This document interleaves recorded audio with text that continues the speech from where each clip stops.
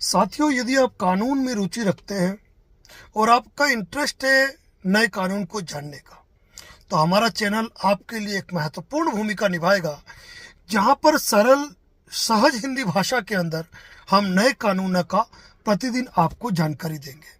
साथियों, अब बात कर रहे हैं आईपीसी यानी कि भारतीय दंड संहिता के 498 ए के कानून की, जिसका मैक्सिमम दुरुपयोग होता है।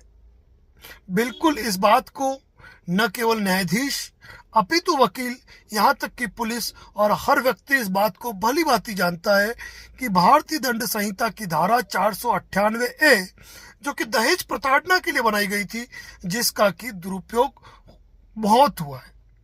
इस मामले में समय समय पर हाई कोर्ट ने, सुप्रीम कोर्ट ने अपनी कई नज़ीर पेश की और इस मामले में कई गाइडलाइन भी जारी की। लेकिन अब जब नया कानून लागू हो चुका है, जी हाँ, मैं बात कर रहा हूं भारतीय न्याय संहिता 2023 की, जो कि 1 जुलाई 2024 से प्रवृत्त है।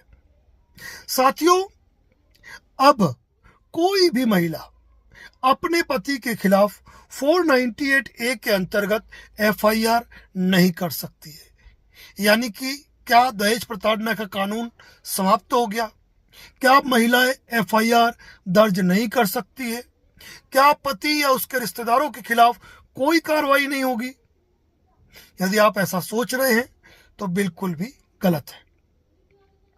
साथियों, भारतीय न्याय संहिता के अंतर्गत जो 498 ए धारा थी, जिसे कि प्रत्येक व्यक्ति जानता है कि दहेज प्रताड़ना के संबंधित यह एफआईआर दर्ज कराई जाती थी, अब वह बीएनएस 85 कही जाएगी।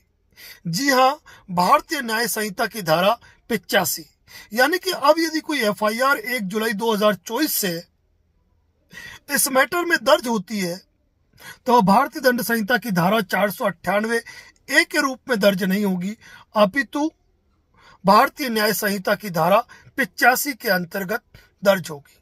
और वैसे भी थोड़ा सा मैं आपको इसमें व्यापक तरीके से बताऊंगा कि जब भी इस मैटर में कोई महिला अपने पति, अपने सास ससुर, अपने देवर देवरानी, अपने ननद नंदोई, यानी कि अपने ससुराल के परिवारजन के खिलाफ कोई भी कंप्लेंट फाइल करती है, तो ऐसी स्थिति में, चूंकि इस मैटर में पहले से ही सुप्रीम कोर्ट की गाइडलाइन है कि पुलिस को यह प्रयास करना है कि वह काउंसलिंग कराए, दोनों पक्षों की मध्यस्थता वार्ता करवाई जाए और मध्यस्थता वार्ता सफल रहे, यह कोशिश की जाए।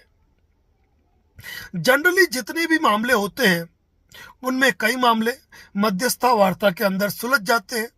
यदि उनको साथ में नहीं रहना है, तो हिंदू विवाह अधिनियम की धारा 13B के अंतर्गत आपसी सहमति से तलाक ले लेते हैं।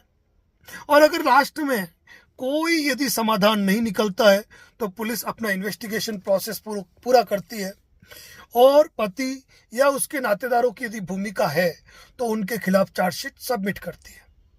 इस मामले के अंदर Anish Kumar versus state of Bihar की सुप्रीम कोर्ट की नज़ीर के अनुसार इसमें पुलिस सीधे गिरफ्तार नहीं करती है, अपितु थाने पे बुलाती है, उनको नोटिस देती है और थाने से जमानत का लाभ देती है। अपनी इन्वेस्टिगेशन प्रक्रिया पुलिस पूरी करती है और जो एक्यूज्ड है, जो आरोपी है, उनको सूचित करती है कि वक्त चालान जब हम कोर्ट में बुलाए तो आप कोर्ट में उपस्थित हो जाना, और इसी प्रकार के बंदी पत्र निष्पादित करवाए जाते हैं। इस बीच महिला द्वारा जो भी संपत्ति की डिटेल होती है कि हमने क्या क्या बर्तन भांडे दिए, कौन कौन से कपड़े किए, सोने की चेन, चांदी के आइटम या जो कुछ आइटम है, उन सारों का ब्यौरा देती है और पुलिस उनकी लिस्ट को सुपुर्द करती है पति और उसके परिवारजन को। वह सामान दस्तयाब करती है और दस्तयाब करके लड़की को सुपुर्द करती है। कई मामलों में आपने देखा होगा कि लड़कियों का जो इंटेंशन होता है, वह समझौते का नहीं होता है, अपितु डराने का होता है। यानी कि इस मामले में अधिकतर झूठे मुकदमे इसलिए होते हैं कि पत्नियां पति पर यह मुकदमा करके जो उनकी अनर्गल मांग है, उनको भी कई बार पूरा करती है। और यहाँ पर कई समझदार जो कपल होते हैं वो ऐसी स्थिति में मध्यस्थता वार्ता करके आपस में अपनी चीजों का समाधान कर लेते हैं। जनरली मामलों में लड़की के द्वारा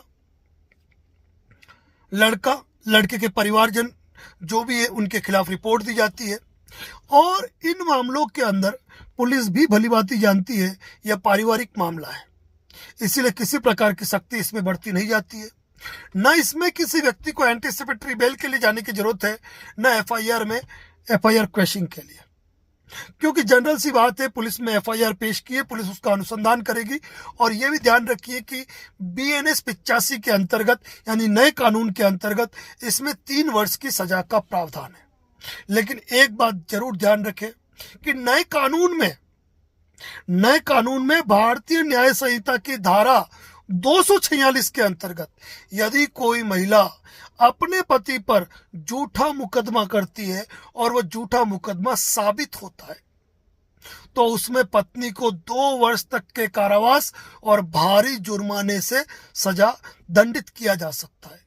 यानी कि यदि ये मामला झूठा पाया जाता है तो ऐसी अवस्था में पति उसके खिलाफ भी कानूनी कार्रवाई कर सकता है। तो यहाँ पर महिलाओं को सजग होने की आवश्यकता है। बेसिर पैर की कहानी लिखकर देने से कोई मतलब नहीं है, क्योंकि पुलिस इन्वेस्टिगेशन में अगर ये बातें पूरी अच्छी तरीके से प्रूव नहीं होती है और दौरान ट्रायल यदि महिला अपनी बात को साबित नहीं कर पाती है और वह व्यक्ति यदि निर्दोष साबित होता है तो ऐसी स्थिति में वह अपने पत्नी के खिलाफ मुकदमा दायर कर सकता है। बीएनएस 246 के अंतर्गत कार्रवाई करके 2 वर्ष तक के कारावास की सजा और जुर्माने से उसको दंडित कर सकता है। जनरली महिलाओं द्वारा आज से पहले 125 सीआरपीसी यानी कि दंड प्रक्रिया संहिता 125 के अंतर्गत मुकदमे किए जाते थे और भरण पोषण का केस किया जाता था। अब सीआरपीसी 125 भी अतीत की बात रह गई। अब सीआरपीसी 125 के तहत कोई कार्रवाई नहीं होगी, इसकी जगह अब आया है यानी कि दंड प्रक्रिया संहिता की धारा 125 के जगह भारतीय नागरिक सुरक्षा संहिता की धारा 144। आज तक आपने 144 धारा को कुछ और रूप में सुना होगा, लेकिन अब भारतीय नागरिक सुरक्षा संहिता की धारा 144 अब क्या प्रोविजन करती है? महिलाओं के भरण पोषण का। तो ये आपको ध्यान रखना है कि अब यदि 1 जुलाई से कोई भी केस अगर फाइल हो रहे हैं, यदि दहेज प्रताड़ना का हो रहा है तो एफआईआर में 498A नहीं मिलेगा, वहां पे आपको आईपीसी की धारा 85 देखने को मिलेगी। और वहीं पर यदि कोई महिला दंड प्रक्रिया संहिता की धारा 125 के तहत जो मुकदमे दर्ज करवा रही थी वह भारतीय नागरिक सुरक्षा संहिता की धारा 144 के तहत होगी। लेकिन यहाँ पर यह ध्यान रखने की जरूरत है कि भारतीय नागरिक सुरक्षा संहिता की धारा जो 246 है वहां पर झूठी महिलाओं की खैर नहीं है। अब उनके खिलाफ भी मुकदमे दर्ज होंगे, उनके खिलाफ भी कानूनी कार्रवाई होगी और उनको भी जेल जाना पड़ेगा यदि उन्होंने कोई झूठा मुकदमा किया है। साथियों, आईपीसी भारतीय दंड संहिता की जगह पर भारतीय न्याय संहिता, दंड प्रक्रिया संहिता की जगह भारतीय नागरिक सुरक्षा संहिता और इंडियन एविडेंस एक्ट की जगह भारतीय साक्ष्य अधिनियम आया है। और उन कानूनों की बारीकी से जानकारी, विस्तार से जानकारी और सरल भाषा में जानकारी हमारे इस चैनल पर दी जाएगी। यदि इस चैनल पर आप नए हैं तो मैं यही कहूँगा कि इस चैनल को सब्सक्राइब कीजिए। यदि हमें फेसबुक, इंस्टाग्राम पर देख रहे हैं तो फॉलो कीजिए, ताकि हम आपके लिए इसी प्रकार के जनित, उपयोगी और जानकारीप्रद वीडियो हम लाते रहेंगे। साथियों, एक बात और भी कहना चाहूँगा कि हमारे डिस्प्ले पे हमारे मोबाइल नंबर होते हैं। इसका मतलब ये है कि यदि किन्हीं विषम परिस्थितियों में आप बात करना चाहते हैं तो आप अपनी कॉल बुक करवा के बात कर सकते हैं। हमारा सजेशन सबको यही रहता है कि जब भी आप किसी मुद्दे पर चर्चा करना चाहते हैं तो आपको अपने नज़दीकी एडवोकेट से टेबल मीटिंग करके चर्चा करनी चाहिए, ताकि उनसे आपको एक बेहतर जानकारी मिल पाए। इसके बावजूद भी यदि आपका कोई सवाल है और आप हमसे कंसल्टेशन करना चाहते हैं ऑनलाइन, तो आप डिस्प्ले पे जो नंबर दिख रहा है वहाँ कॉल बुक का टेक्स्ट मैसेज करें, आपको रिप्लाई आ जाएगा। आपकी कॉल बुक होगी तो आपको हमारी तरफ से कॉल आएगा और करीबन 60 मिनट से अधिक समय तक आप हमसे फ़ोन पर चर्चा करके आप अपने जो केस है उससे संबंधित जानकारी ले सकते हैं। साथियों, यूट्यूब चैनल, फेसबुक पेज और इंस्टाग्राम पर एक ही नाम से advocate Narendra Joshi and associate के नाम से हमारी चैनल है तो सब्सक्राइब और फॉलो जरूर करें। धन्यवाद। जय